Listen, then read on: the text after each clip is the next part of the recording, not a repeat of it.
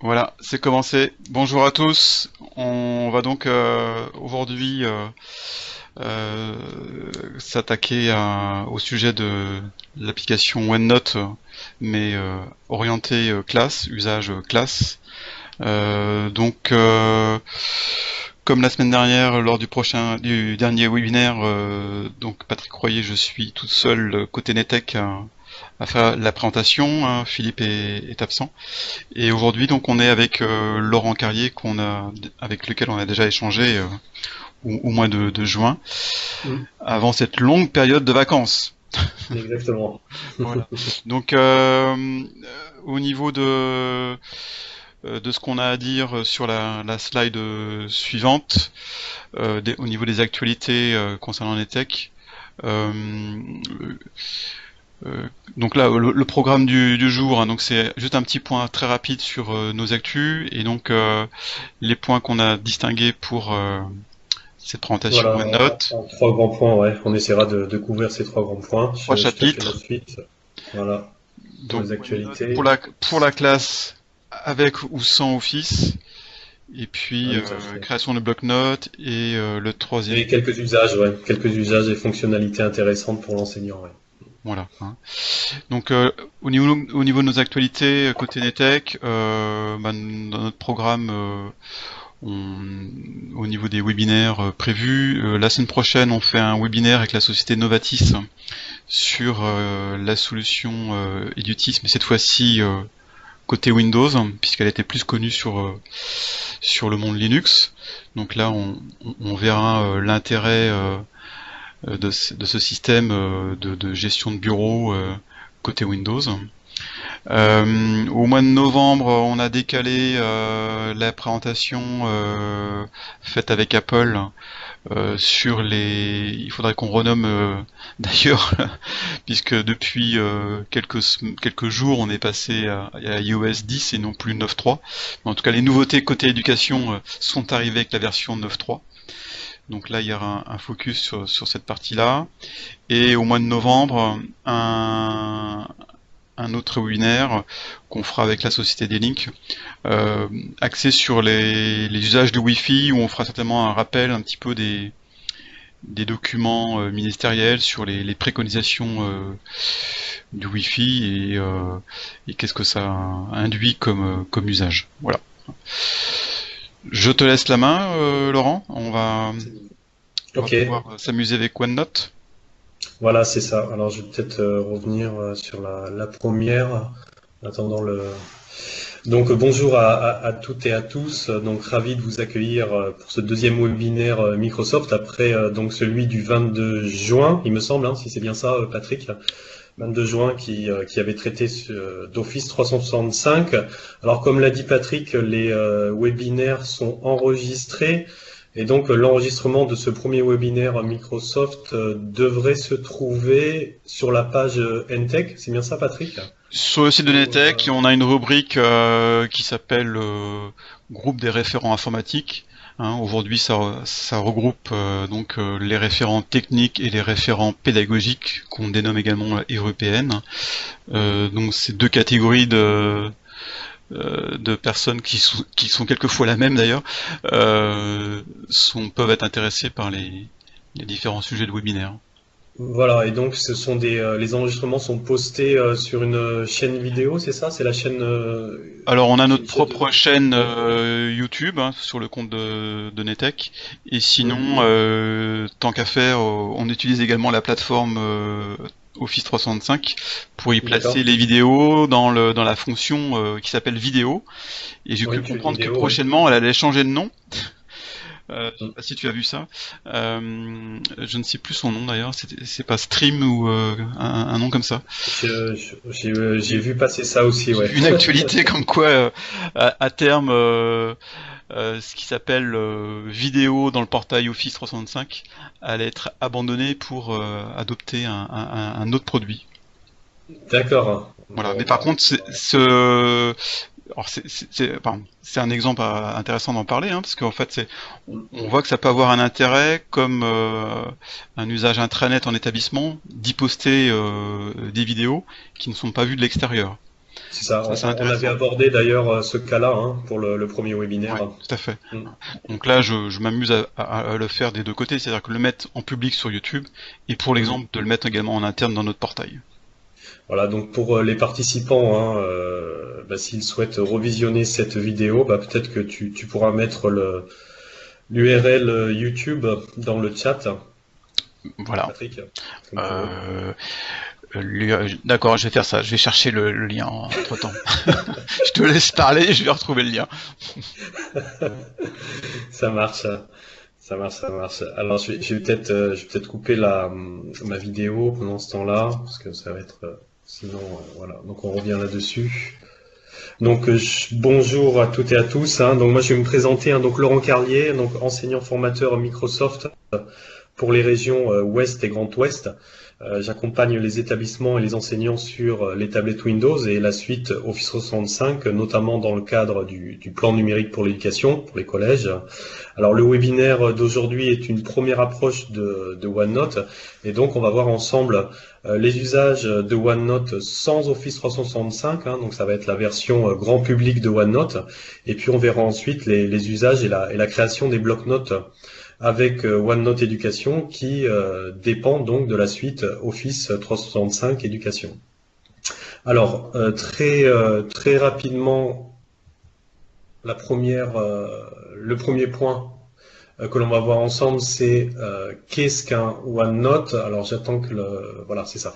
Qu'est-ce qu'un OneNote? Donc très simplement, je partirai d'une comparaison assez simple avec un cahier papier que nous avons tous à la maison où nous regroupons nos notes, nos idées, nos post-it, voire même nos recettes de cuisine. Alors avec le côté éphémère de l'objet, puisque les feuilles peuvent se déchirer, les notes peuvent se perdre, l'encre peut vite devenir illisible.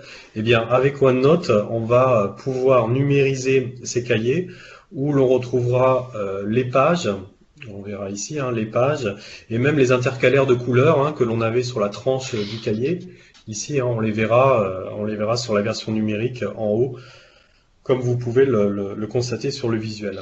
Et donc, ce OneNote, on pourra y accéder depuis n'importe quel appareil, que ce soit des appareils fixes, donc PC ou Mac, ou nomade, tout ce qui est smartphone ou tablette. N'hésitez pas hein, à poser vos questions dans le chat. Hein. Là, je m'adresse aux participants et j'y répondrai avec plaisir. Alors, dans ce OneNote, on va pouvoir y mettre des documents, des vidéos, des audios. On va pouvoir également aussi enregistrer des contenus audio, des contenus vidéo. On va pouvoir écrire ses notes, ses idées au clavier et même à la main. Hein. C'est ce que je vous montrerai un petit peu en fin de webinaire avec le stylet numérique, parce que c'est une des possibilités qui peut être assez intéressante en classe.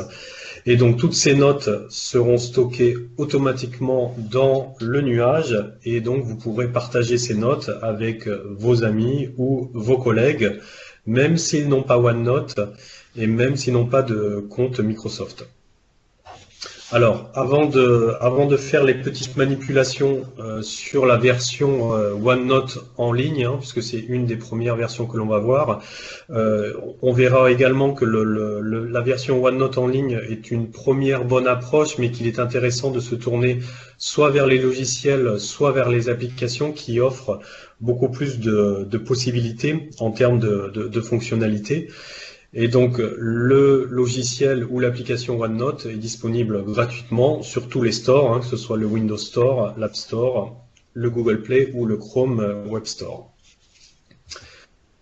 Alors, on va passer à la première manipulation, donc avec un test sur la plateforme hein, OneNote Online, donc où on retrouve les sections hein, que vous voyez ici à gauche, hein, ça correspond aux intercalaires de couleurs, et puis les pages qui se déroulent à côté. Alors, on va, en amont de ce webinaire, je vous ai préparé un bloc-notes qui nous servira après pour poser éventuellement, pour que vous posez éventuellement vos questions et pour que vous puissiez y trouver tous les documents utiles que je vous ai mis. Alors, je vais demander à Patrick de poster dans le chat l'URL, au moins que tu veuilles que je le fasse, comme tu veux. Il faut que je la retrouve. Alors, Je peux le faire. Tac. est-ce que c'est Comme tu veux. est-ce que c'est celle-ci?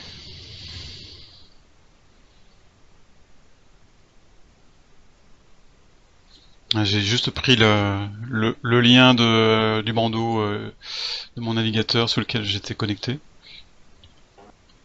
Oui, ça devrait être Ça doit bon, être celui-là, sinon hein. je peux Donc on demande à nos invités, à nos spectateurs, Voilà. d'utiliser ce lien pour se Voilà, connecter. exactement. Sinon, je vais le remettre là, si je peux. Je pense que c'était celui-là. Voilà, copier.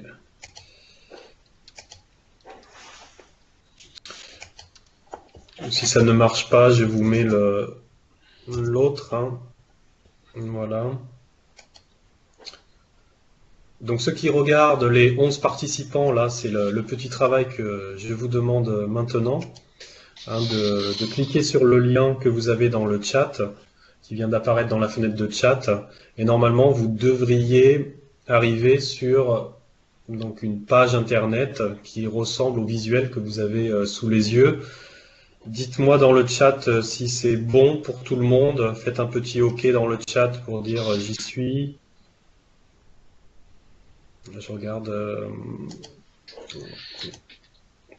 Patrick, tu me dis, tu me fais le relais parce que Moi, sinon ça. je confirme qu'on peut voir donc dans le bandeau supérieur droite, on a le nombre de personnes qui se connectent. On a une petite bulle, Ouais, on la voit pas sur ta diapo, mais si tu montrais ouais, ton écran, ouais. on voit le nombre Bah, de je vais personnes. me mettre On aussi. a l'indication 9 autres personnes sont là en dehors de moi. Ouais, je vais m'y mettre aussi. Je vais m'y mettre aussi comme ça. Moi, je vais être connecté par contre.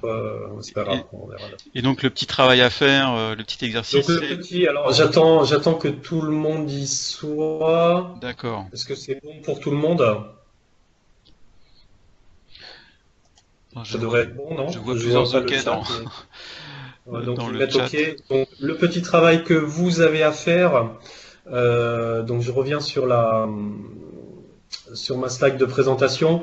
Donc sur le côté gauche, vous avez donc présentez-vous. Et donc ça ouvre sur une page cet espace est pour vous. Et donc dans cette page cet espace est pour vous, vous cliquez d'abord en haut sur modifier dans le navigateur pour que vous puissiez avoir des droits d'écriture.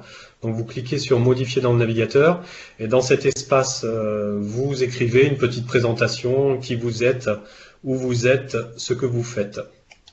Alors allez-y, je vous laisse 3-4 minutes pour écrire quelque chose.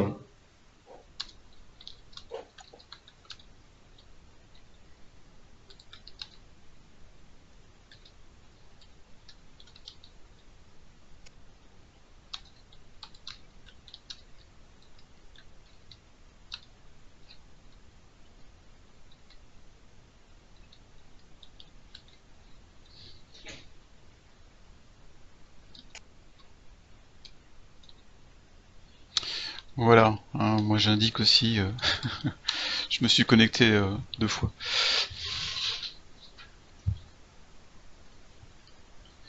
D'accord.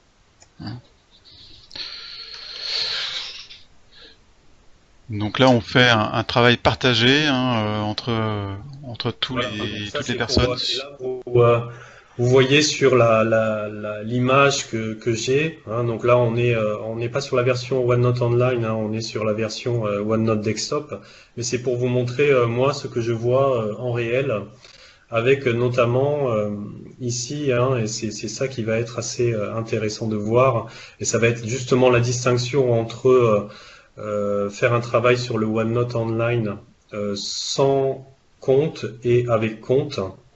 Alors j'attends un petit peu que parce que je vois des gens qui sont en train d'écrire. Alors sur la page OneNote, vous pouvez placer votre curseur où vous voulez dans la page, hein. Vous n'êtes pas obligé de respecter l'architecture, hein, les lignes. Si vous voulez le mettre à droite, à gauche, en haut, en bas, vous pouvez le faire. Donc là c'est bon, voilà.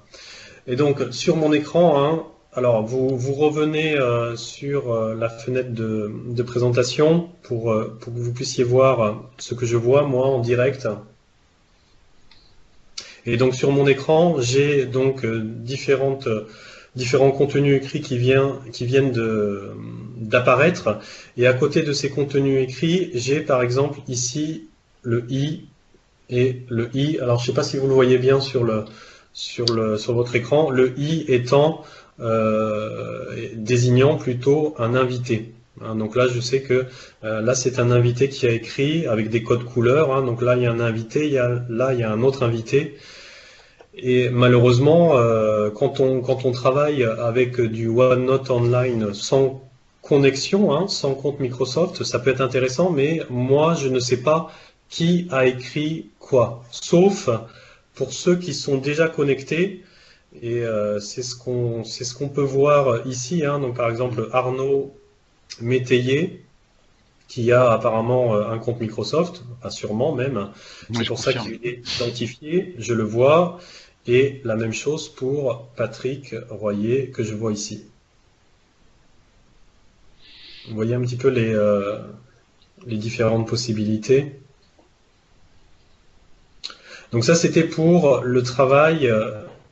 Donc je reviens sur ma présentation.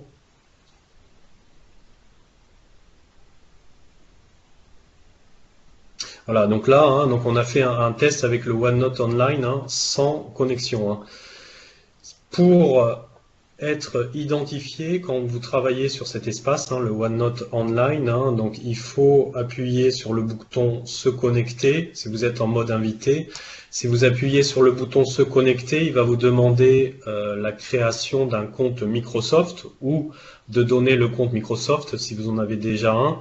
Alors c'est une opération qui se fait vraiment très rapidement et c'est grâce à ça, une fois que vous serez connecté avec vos identifiants, que moi, sur mon OneNote, je pourrai distinguer qui a écrit quoi et à quel moment. En sachant que là aussi c'est gratuit, Laurent. Exactement. La création d'un Microsoft ID, je ne sais pas comment on dénomme. Oui, bah, de toute façon, toutes les créations de comptes, hein, que ce soit même pour les autres OS, c'est gratuit. Hein. La création de compte Microsoft est gratuite, oui, bien sûr. Ah. Donc ceux qui étaient en invité, bah, si vous avez la possibilité là, entre-temps, de créer votre compte Microsoft, de vous reconnecter donc sur le OneNote Online et puis d'écrire à nouveau, comme ça moi je pourrais voir apparaître vos initiales à côté de votre contenu écrit. En gardant le lien entre le contenu qui a été indiqué en mode invité et la connexion, c'est possible? Alors là, je sais pas s'il y a une reconnexion, ça m'étonnerait, mais à tester.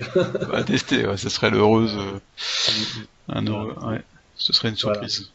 Voilà. Donc pendant que les invités créent leur compte, on va essayer de réfléchir un petit peu ensemble sur les avantages et les inconvénients hein, de cette plateforme, le OneNote Online sans compte et avec compte.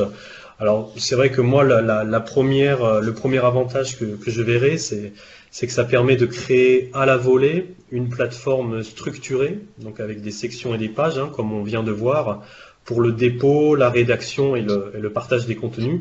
Alors c'est une solution particulièrement intéressante quand on travaille à plusieurs et à distance sur un projet.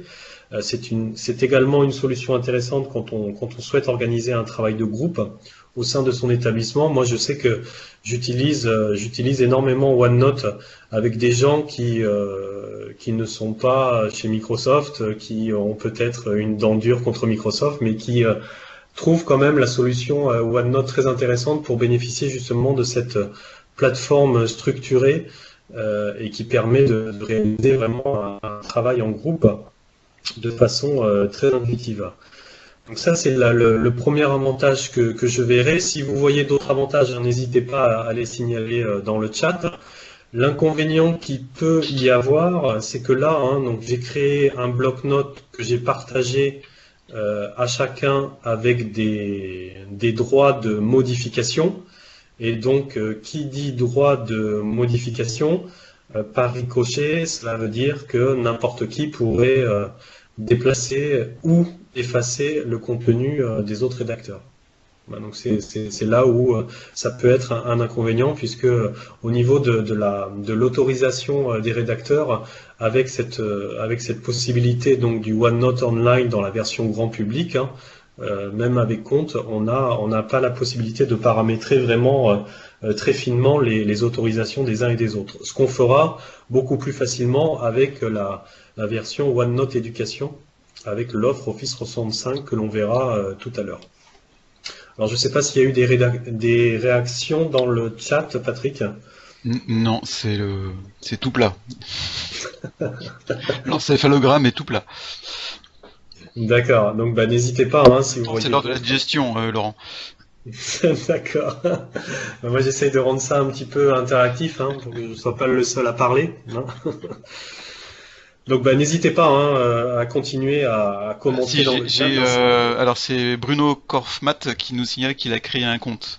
Donc tu devrais voir si maintenant d'accord, alors je vais retourner l'identifiant a changé.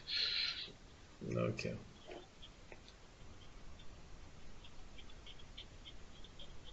Alors, je vais retourner sur la plateforme. Alors c'est le dernier paragraphe, voilà. Il apparaît toujours en tant que I. Oui. Ou alors il faudrait que Bruno, tu écrives un nouveau mot. Ouais. Comme ça on le verra apparaître. On va voir la différence.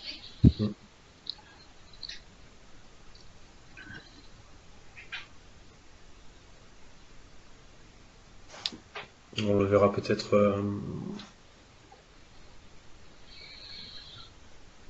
On le verra peut-être un peu plus loin hein, dans la suite du webinaire hein, pour éviter de perdre un peu trop de temps. On garde ça à l'esprit. On garde ça à l'esprit, hein, voilà.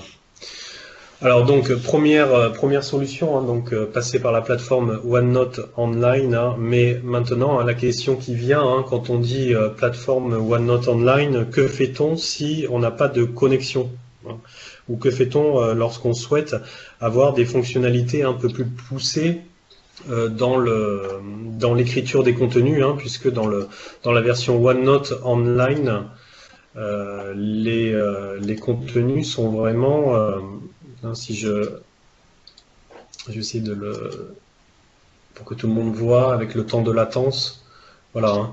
Vous voyez, hein, donc dans l'accueil, j'ai des fonctionnalités assez basiques. Sur l'insertion, j'ai très peu de choix finalement hein, dans l'insertion, les tableaux, images en ligne. Dans l'affichage également, j'ai très peu de choix et c'est là où ça va être intéressant de basculer hein, et ça va être une des fonctionnalités que l'on verra tout à l'heure avec Office 365 quand on crée un bloc OneNote et qu'on y accède avec la version OneNote Online. Quand vous êtes connecté, je vais revenir sur la capture d'écran que j'avais, quand vous êtes connecté et que vous cliquez sur modifier le bloc-notes, vous avez deux possibilités, hein, modifier dans le navigateur, donc là vous modifiez dans la version OneNote Online, mais moi ce qui m'intéresse hein, c'est modifier dans Microsoft OneNote, et donc c'est là où si vous êtes sur un appareil Windows, cela va basculer sur le logiciel OneNote. Si vous êtes sur d'autres appareils, ça basculera sur les applications respectives. Alors, je te coupe Laurent, et là il y a bien une différence par rapport aux outils bureautiques online de Microsoft, où par exemple si on a un document en ligne de type Excel, le fait de l'ouvrir à partir de la version locale Microsoft Excel fait qu'on prend le document et personne d'autre ne peut se connecter dessus. Exactement, donc là c'est un des intérêts et même l'intérêt majeur hein, de ce logiciel. Alors attendez, je reviens pour que vous voyez un petit peu, parce qu'il y a un temps de latence à chaque fois, sur mon logiciel, donc OneNote 2016, hein, donc la version desktop. La version desktop, hein, vous pouvez travailler dessus en mode non connecté. Donc si vous êtes un enseignant ou même si vous êtes un élève et que à un moment vous n'avez plus de connexion, vous pouvez continuer votre travail Et une fois que vous arriverez dans un espace où il y a de la connexion, ce sera synchronisé. C'est ce que j'ai expliqué tout à l'heure, hein, avec le principe du nuage. Toutes les modifications qui sont apportées dans les blocs-notes sont synchronisées à un moment ou à un autre. Donc à un moment avec connexion, bien sûr. S'il n'y a pas de connexion, on peut faire le travail et ce sera synchronisé après. Voilà, c'était ça ta question, Patrick? Oui, c'était ça. Alors, au passage, on voit que le petit paragraphe de Bruno est maintenant bien identifié avec ses initiales, hein, pour les deux Oui. contenus. Le J'ai contenu Morgane. qu'il a inscrit en tant qu'invité et une fois authentifié. Et voilà, Ça donc marche. bravo, je découvre ça, super. Et par rapport à ce que tu dis, Et Morgane Leloup aussi, hein, qui est bien comment opérateur. dire, j'imagine qu'il y a une notion de propriétaire du bloc-notes et une notion quand même de rédacteur Alors, et d'invité, dans le sens que alors voilà, donc là, on est toujours dans la version grand public. Moi, le bloc-notes que j'ai créé pour vous, hein, donc le bloc-notes qui s'appelle Webinaire NTech OneNote, c'est un bloc-notes qui est hébergé sur mon nuage. Donc c'est moi qui suis propriétaire de ce bloc-notes. d'accord. Donc personne d'autre, par exemple, ne peut que toi ne peut supprimer un des onglets ou en ajouter un. Ah si, les onglets, je pense que ça doit être possible, puisque vous avez des droits, à moins que je me trompe, hein, mais essayez de créer une nouvelle section. Pour créer une nouvelle section, il faut appuyer sur le plus. D'accord. Je pense que vous avez tous les droits là. Ok. Et ce qui m'interpelle, c'est dans le fonctionnement désynchronisé, de savoir qu'est-ce qui peut se passer en termes de conflit quand quelqu'un a fait une modification sur, par exemple, on prend le quatrième onglet qui s'appelle remarquer question.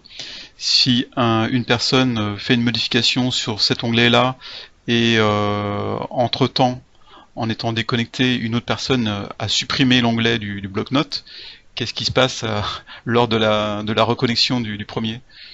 Alors, il y a donc, est-ce que vous voyez donc là, il y a un Historique? onglet historique où je peux avoir les modifications récentes qui ont été faites sur ce bloc-notes. Je peux même rechercher par les auteurs, puisque là, les auteurs sont identifiés. Donc, vous voyez, j'ai tout là. J'ai Arnaud Métayer, Bruno, Gwen, Morgane, Patrick. Et je peux même, s'il y a vraiment une catastrophe, il y a la corbeille du bloc-notes. Et dans cette corbeille du bloc-notes, ça fonctionne comme une corbeille, la corbeille que vous connaissez hein, sur vos ordinateurs. Je peux rapatrier le contenu qui a été effacé. Ok, très bien. Voilà. Et donc au niveau de la version desktop, je vous montre quand même un petit peu les différentes choses. Hein. Tout à l'heure sur insérer, je ne sais pas si vous vous souvenez, vous aviez très peu de choses dans la version desktop. Là, on a ce qu'on verra tout à l'heure, hein, les fichiers joints, la capture d'écran, les enregistrements audio-vidéo, et on a aussi toute la partie dessin hein, qui va être aussi un volet très important où on va travailler exclusivement avec le stylet, hein, tout ce qui est notes manuscrites, surlignage, etc. Et la même chose pour les affichages où on pourra avoir des fonctionnalités assez intéressantes sur le format de papier et même le type de papier, hein, parce que c'est une page blanche, une page avec des lignes, etc. Ça a toute son utilité hein, quand on travaille avec le stylet pour éviter Oui. d'écrire un petit peu de travers, même si avec le stylet on a la possibilité également de déplacer ces notes manuscrites. Voilà. Alors je reviens sur la présentation. Alors donc c'est là où on va voir un petit peu les deux grandes différences entre le OneNote grand public et le OneNote éducation. Alors je vais rester sur cette slide là et puis après je vous montrerai ce qu'il en est vraiment dans le logiciel. Tout à l'heure donc on a vu hein, c'était le bloc-notes webinaire NTech. Hein, donc sur ce bloc-notes là il apparaît avec les sections hein, qu'on a créées, hein, donc les sections de couleurs. Mhm. C'est tout ce que j'ai. Tandis que pour le OneNote éducation, hein, donc la version qui va dépendre de l'offre Office 365 en éducation, il va y avoir 3 nouveaux espaces qui vont apparaître. Alors ça va être la bibliothèque de contenu, qui va être l'espace de l'enseignant, où il va pouvoir déposer ses cours et les structurer suivant sa progression. Il va y avoir aussi l'espace de collaboration, qui va être un espace commun entre l'enseignant et les élèves, où ils vont pouvoir écrire et partager leurs projets. Et puis ensuite, il va y avoir, comme vous le voyez sur le petit visuel ici, hein, les blocs-notes individuels de chaque élève. Alors bien évidemment avec des autorisations assez fines, hein. C'est ce qu'on va voir avec la slide suivante. Alors je vais pas tout détailler, hein, mais ce qu'on a vu, hein, la bibliothèque de contenu, donc l'espace de l'enseignant, donc l'enseignant peut éditer du contenu, l'élève peut consulter le contenu, hein, c'est là où c'est la différence avec le OneNote, la version grand public que l'on a vu tout à l'heure. Hein, un élève ne pourra jamais déplacer ni effacer le contenu qui est présent dans l'espace de l'enseignant. Ensuite, l'espace de collaboration, c'est vraiment l'espace où tout le monde a les droits. Donc l'enseignant peut éditer le contenu, l'élève peut également éditer le contenu. Et puis ensuite, les blocs-notes individuels, hein, de chaque élève, où l'enseignant pourra éditer du contenu, l'élève pourra éditer son contenu, mais ne pourra pas voir les autres blocs-notes des élèves. Hein, donc c'est aussi une des particularités à noter. Alors concrètement, ça donne, alors je vais vous montrer un des blocs-notes.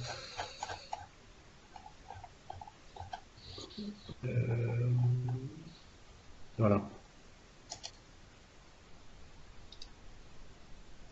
Alors, avec le petit temps de latence. Voilà, donc là, c'est le bloc-notes de la 5e A3. Et donc là, il y a les intercalaires de couleurs, hein, les sections que l'on a vues tout à l'heure. Alors là, il y a plusieurs possibilités de les faire. Là, c'est un bloc-notes où chaque section représente une matière, donc français, histoire géo, maths, chinois, anglais. Et donc à l'intérieur de la section, donc là, par exemple, le bloc-notes de la 5e, l'enseignant a mis toute sa progression de l'année. Donc grammaire sommaire, avec par exemple les propositions, les classes de mots, la position, la grammaire du verbe, avec des sous-pages que l'on peut créer également dans les pages, avec cette notion de retrait. Je ne sais pas si vous le voyez bien à l'écran, mais on peut vraiment créer des visuels un petit peu qui ressemblent à des chapitres. Donc là, on a la bibliothèque de contenu, donc l'espace de l'enseignant. On a l'espace de collaboration, où là, chaque enseignant, chaque élève va pouvoir créer, s'il souhaite, des pages, et à l'intérieur de ces pages, travailler sur de la pédagogie de projet. Et puis ensuite, hein, on a les élèves. Et donc pour les élèves, ils ont également des sections qui sont prédéfinies, mais que vous pouvez changer si cela convient pas à ce que vous attendez. Hein. Donc là, par défaut, hein, c'est notes de cours, travail à domicile, questionnaire. Vous pouvez changer bien évidemment, hein, l'intitulé de ces sections. Alors concrètement, je vous montre pour c'est vrai que l'espace de collaboration, c'était un petit peu compliqué à le voir. Donc là, j'ouvre un autre bloc-notes. Le bloc-notes d'une classe de français langue étrangère en A2. Et donc dans cet espace de collaboration, donc l'enseignant a demandé à ses élèves de faire des travaux différents avec la vidéo et l'écrit. Le rappel du fonctionnement, c'est donc créer la page de votre groupe et nommer-la avec les prénoms des participants, même si bien évidemment toutes les contenus qui seront écrits seront identifiés, hein, comme on l'a vu tout à l'heure. Hein. Là, par défaut, hein, ce sont des comptes tests que j'ai, hein, avec des dénominations comme élève 11, élève 12. Mais là, je verrai si c'est l'élève, par exemple, si c'est l'élève Patrick, pas Patrick Royer, hein, mais Patrick Deschamps. Je verrai, c'est Patrick Deschamps qui a édité ce contenu. Donc, créez la page avec les prénoms, faites un retrait en dessous de chaque activité. Et donc là, par exemple, c'était un travail sur les différences entre l'imparfait et le passé composé. Donc, un premier travail avec la vidéo. Donc, par groupe de 3, il prépare un dialogue avec des verbes au passé composé et à l'imparfait. Et s'ils sont sur une tablette Windows, ils se filment avec la tablette Windows et ils postent directement dans cet espace la production vidéo qu'ils ont faite. Deuxième travail avec l'écrit, ils visionnent une petite vidéo de publicité avec des verbes au passé composé et des verbes à l'imparfait, et puis ils imaginent en dessous la suite en écrivant un texte de 5 lignes. Donc vous voyez tout un principe qui est assez intéressant à mettre en place. Alors concrètement, comment ça se passe, Office 365 éducation et la création des blocs-notes. Donc on va en créer un. Donc je vais me mettre sur mon espace Office 365, donc il y a un espace en ligne, avec les différentes tuiles qu'on avait déjà commencé à aborder lors du premier webinaire. Et donc là, ce qui va m'intéresser, donc c'est pas la tuile OneNote qui est ici, c'est la tuile Class Notebook, et c'est avec cette tuile Class Notebook que je vais pouvoir créer mes blocs-notes. Alors c'est ce que je vais faire maintenant. Je vais vous expliquer la procédure qui est vraiment très simple à faire. Donc là, il m'ouvre un espace où il me propose créer un bloc-notes pour la classe, ajouter ou supprimer des enseignants, ajouter ou supprimer des étudiants et gérer le bloc-notes. Ça, c'est très intéressant puisque avec la création des bloc-notes donc pour l'éducation, on va pouvoir créer un bloc-notes et y inviter des enseignants à collaborer ou à écrire ensemble sur ce bloc-notes, et la même chose pour les étudiants. Ça peut être assez pertinent, par exemple en cours d'année, si un étudiant ou si un élève nouveau arrive dans la classe, on va pouvoir le rajouter très facilement dans ce bloc-notes, et à contrario, si un élève quitte l'établissement, on va pouvoir le supprimer de ce bloc-notes. Donc nous, on va créer un bloc-notes pour la classe. On va l'appeler par exemple classe.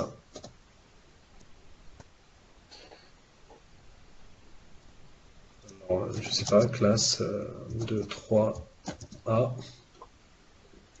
Donc classe de 3A, je fais suivant.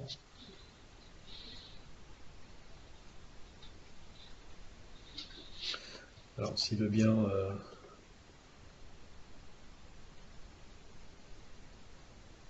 s'y mettre.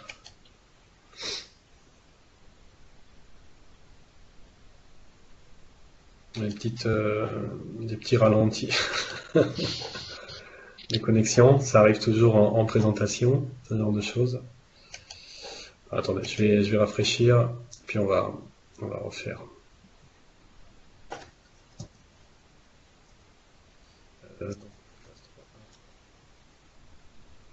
Voilà.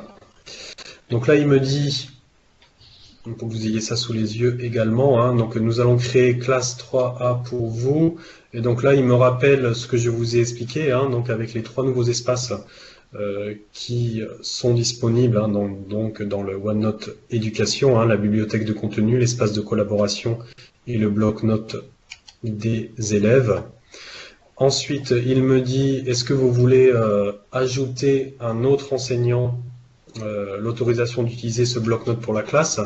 Il me met ça en facultatif, dans la mesure où, comme on l'a vu tout à l'heure, on peut, même si le bloc-notes est créé, après la création du bloc-notes, on peut rajouter un enseignant sur ce bloc-notes qui aura tous les droits d'écriture. Donc là, je vais chercher dans mon annuaire Office 365 les enseignants. Donc là, moi j'ai des comptes tests, donc par exemple je veux rajouter l'enseignant 11, je veux rajouter également l'enseignant 13. Ça peut être assez pertinent, notamment avec les EPI, qui sont vraiment la grande question phare cette année, comment on va pouvoir collaborer entre enseignants de différentes disciplines sur un EPI. Et bien là, justement, avec la création du bloc-notes, ça peut être une solution assez avantageuse. Ensuite, il me demande le nom de mes élèves. Donc pareil, je vais les chercher dans mon annuaire. Donc là, ce sont des comptes tests, mais si c'était un vrai établissement, j'aurais les prénoms et les noms de mes élèves et je les ajoute.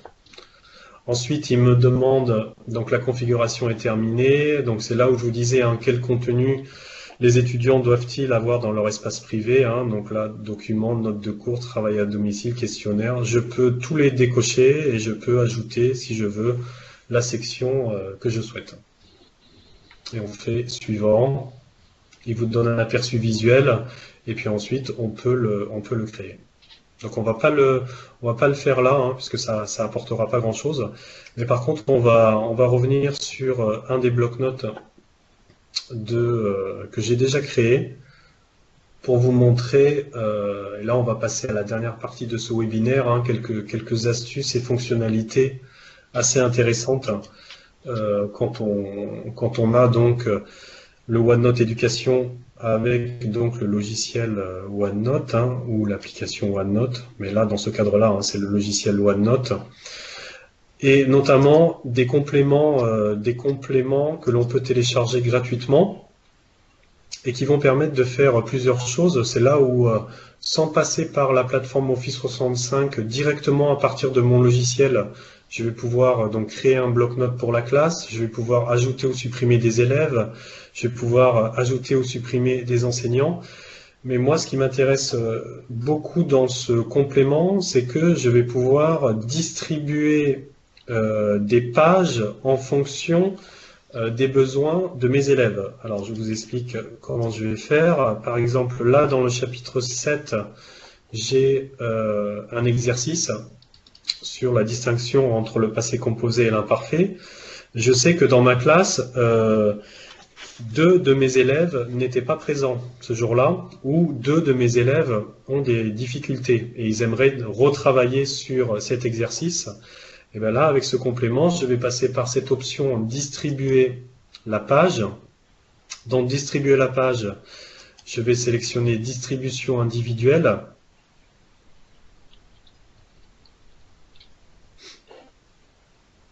Voilà. Donc j'ai une petite fenêtre qui apparaît. Alors oui, vous la voyez. Oui. Et donc là, dans cette fenêtre, j'ai la liste de mes élèves. J'ai sélectionné la page avec l'exercice que je souhaitais. Et donc je vais cocher, par exemple, je veux que mon élève 18 et mon élève 19 aient cet exercice dans leur section documents. Et donc à partir de là, je copie et c'est envoyé directement dans les sections correspondantes à ce que j'ai fait. Donc là, par exemple, élève 18, et il est là, ou 19, je sais plus ce que j'avais mis. Donc les exercices s'y retrouvent. Donc ça, c'est assez intéressant. Donc première fonctionnalité pertinente, donc travailler donc sur la différenciation pédagogique avec la distribution de pages. Pour l'enseignant aussi, dans le logiciel OneNote, et je sais que c'est une des grosses problématiques à laquelle on peut être confronté en tant qu'enseignant. De temps en temps, on tombe sur un article ou une partie d'un contenu d'un manuel papier et on aimerait bien pouvoir l'utiliser et le numériser. Et donc là, plutôt que de le recopier tout le contenu avec le clavier, j'ai pris en photo l'exercice qui m'intéressait dans un manuel et tout simplement en faisant un clic droit, il m'offre la possibilité de travailler sur du OCR, donc la reconnaissance de caractères. Donc là, je vais copier le texte de l'image. Et ensuite, je vais me mettre en dessous de cette photo-là, je vais faire un coller. Et là, vous voyez, avec temps de latence, voilà. Très impressionnant. Tout le texte de la photo y est. Et donc là, j'économise 30 minutes de saisie au clavier. Là, c'est vrai que c'est particulièrement intéressant. Après, sur les annotations, alors bon, bien sûr, il faut avoir le stylet, mais c'est vrai que c'est très intéressant de travailler, travailler là-dessus. Par exemple, là, pour mon élève ici, il a fait un exercice, il a fait son exercice sur le passé composé et l'imparfait. Ah non, c'était pas. C'était dans l'élève. Attendez, je me trompe. Préparer ça rapidement. C'était l'élève 15. Voilà. Il a fait son exercice, hein, donc imparfait passé composé. Et donc moi, en tant qu'enseignant, hein, si bien sûr j'ai le stylet, donc là je suis dans le bloc-notes hein, de l'élève et j'ai la possibilité hein, d'annoter directement son exercice. Et donc là, ça permet d'avoir, on va dire, hein, une rétroaction sur le travail des élèves hein, qui est assez intéressante. Avec une couleur rouge en automatique? Non, c'est moi qui l'ai choisi. C'est un réflexe Voilà, d'enseignant. j'ai été formaté, traumatisé. Pour mon élève 11, là c'était un exercice de surlignage et c'est vrai que là de nouveau, hein, quand on travaille, on peut le faire aussi avec le clavier, hein, ça pose pas de souci, mais c'est plus simple hein, de le faire avec le stylet. Donc là le travail c'est de surligner en jaune les verbes au passé composé et en rouge hein, les verbes à l'imparfait, hein, et donc je le fais assez facilement comme ça. Et si je suis pas satisfait, hein, j'ai toujours l'outil gomme hein, pour effacer et recommencer mon surlignage.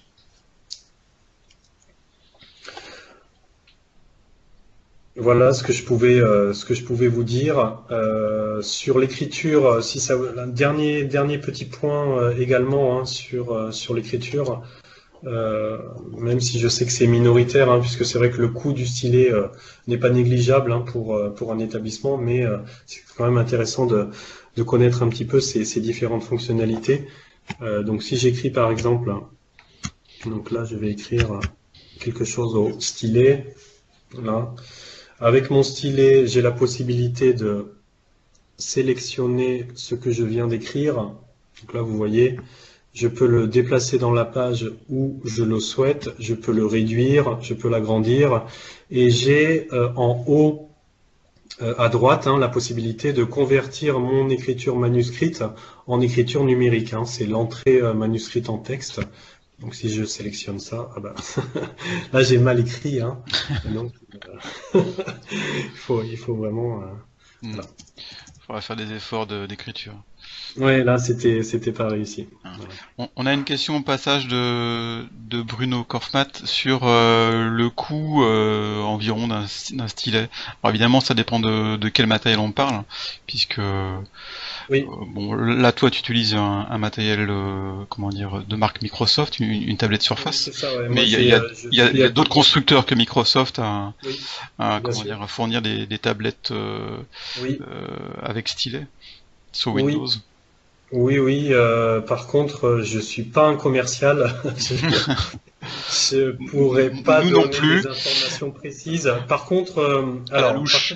c'est là où c'est intéressant et c'est dommage. J'ai zappé cette information tout à l'heure. Le bloc-notes que l'on a tous utilisé tout à l'heure, qui s'appelait Webinaire Mhm. et qui s'appelle toujours, hein. Webinaire Netec ou Ntec, je sais jamais comment on prononce. Netec. Voilà, c'est ça. Il y a une section qui s'appelle remarques et questions. Je ne sais pas si vous l'avez vu Oui. quand vous avez utilisé le OneNote Online. Et cette section remarques et questions, elle est pour vous. Hein, c'est pour ça que je l'ai créée. Le lien que je vous ai donné sur le OneNote, il ne s'auto-détruira pas. Hein. Il reste actif, donc vous aurez accès à ce bloc-notes. Donc ça, cette question sur le matériel, eh ben, posez-la dans cet espace et puis moi je vais interroger les commerciaux de Microsoft pour savoir s'ils ont une réponse plus précise à me donner. Voilà. Donc je vois que certains commencent à écrire. Voilà. Ok. Donc moi je poserai la question hein, et puis je vous donnerai la réponse dans cet espace. Et ça même en dehors du webinaire. En dehors du webinaire, bien sûr. D'accord. Tant qu'on est connecté dessus. Exactement. Bon, après, j'imagine que c'est quoi j'ai pas du tout de notion de prix sur ce type de stylet, mais j'imagine que c'est une cinquantaine d'euros. Je sais pas. Peut-être Oui, à peu près. peut-être que certains. Là, on a Gwendoline qui nous dit entre enfin 60-70 euros. Hmm. Ouais. Alors, est-ce que ça fonctionne avec les stylets Promethean? Je sais pas du tout. J'ai jamais fait l'essai.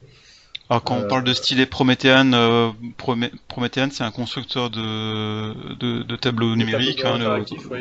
Je pense pas. Je pense pas, non, parce que de toute façon, quand vous achetez un stylet et que vous êtes sur une tablette Windows, il faut le connecter avec la tablette Windows via un paramètre qui se trouve dans tous les paramètres de la tablette. Et là, à mon avis, il y a des matériels qui doivent être reconnus ou pas reconnus. Donc, ça m'étonnerait que les Promethean puissent être reconnus, mais après, je sais pas. J'ai jamais essayé. Oui. Mais c'est vrai que moi, l'avantage du stylet que j'utilise, et qui est donc le stylet de la tablette Windows, hein, la tablette Surface, Ouais. c'est un stylet qui a plusieurs boutons. Et tout à l'heure, hein, la sélection de mon écriture manuscrite et le fait de pouvoir la déplacer, je l'ai fait très simplement avec les boutons du stylet. Et tous les stylets n'ont pas malheureusement de boutons. Il y a des stylets fixes sans boutons. Et avec D'accord. cela, il faudra passer par un peu plus de manipulation. Et c'est vrai que quand on a les boutons sur le stylet, qu'on peut configurer d'ailleurs, hein, sur le stylet de la Surface, maintenant on peut configurer toutes les actions que l'on souhaite donner au bouton. Mhm. Donc ça donne vraiment une aisance assez intéressante. D'accord. J'aperçois une autre question qui concerne pas précisément OneNote, mais plus la solution globale Office 365. Alors oui, On- je viens de voir cette question. C'est gratuit? C'est gratuit. C'est gratuit et vous pouvez trouver tous les documents dans la section documents et liens utiles. C'est la section qui se trouve à côté de remarques et questions. Voilà. Tu peux même la sélectionner pour nous montrer. Hein, dans cet Voilà. onglet, tu as mis Donc le pas à pas, hein, pour souscrire à l'offre Office 365 pour un établissement.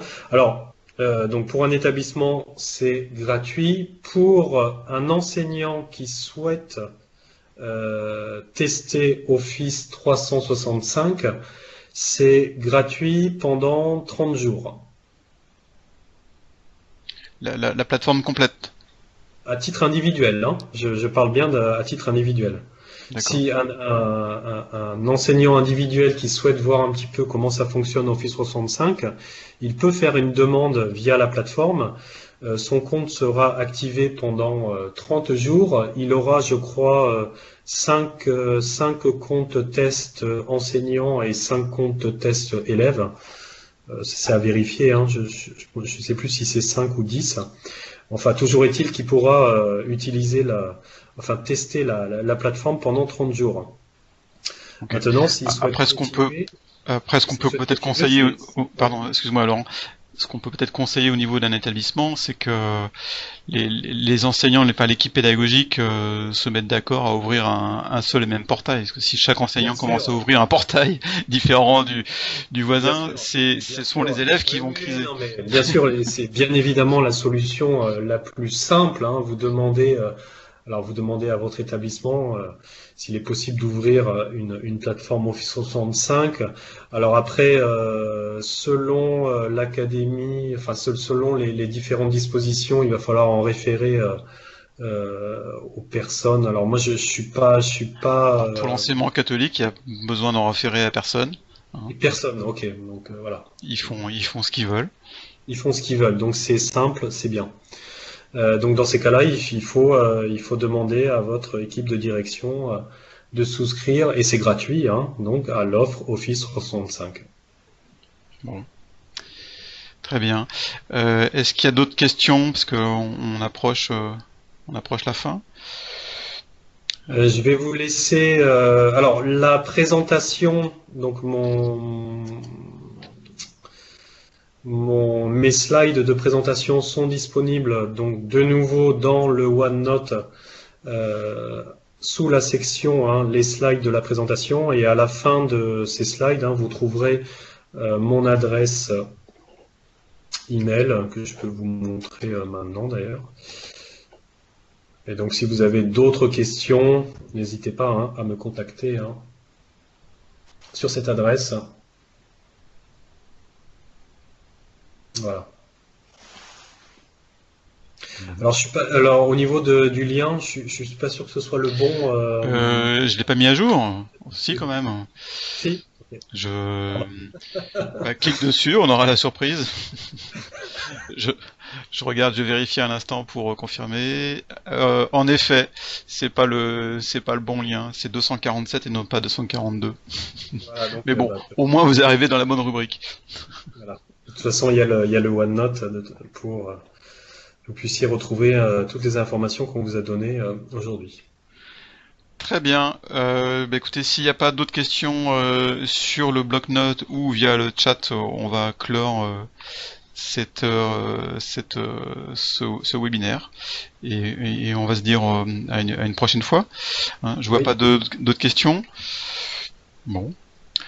On va souhaiter... N'hésitez pas de toute façon à réagir sur le bloc-notes ou via email. Ok, on va souhaiter une bonne fin de journée à tout le monde alors. Et puis on échangera sur nos réussites avec OneNote. En tout cas, ça donne envie. Voilà. Allez, merci tout le monde et puis à bientôt. Merci Patrick, merci à tous les participants. Au revoir. Au revoir.